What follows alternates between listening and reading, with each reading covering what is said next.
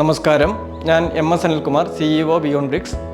ഇന്ന് നമ്മുടെയൊക്കെ വീടുകളിൽ, ഒരുപക്ഷെ പുതിയ വീടുകളിൽ പോലും അഭിമുഖീകരിക്കുന്ന ഒരു പ്രധാന പ്രശ്നമാണ് ഈ ഭിത്തികളിലെ ഡാംപ്നെസ് അല്ലെങ്കിൽ നനവ്.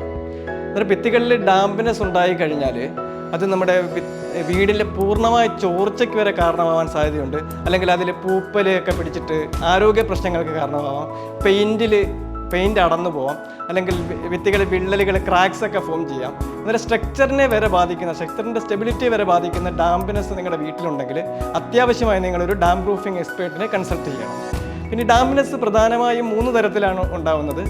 പെനിട്രേറ്റിംഗ് ഡാംപ്നെസ് എന്ന് പറയാം ആദ്യത്തേത്, പിന്നെ റൈസിങ് ഡാംപ്നെസ് ഉണ്ട്, പിന്നെ കണ്ടൻസേഷൻ ഡാംപ്നെസ് ഉണ്ട്.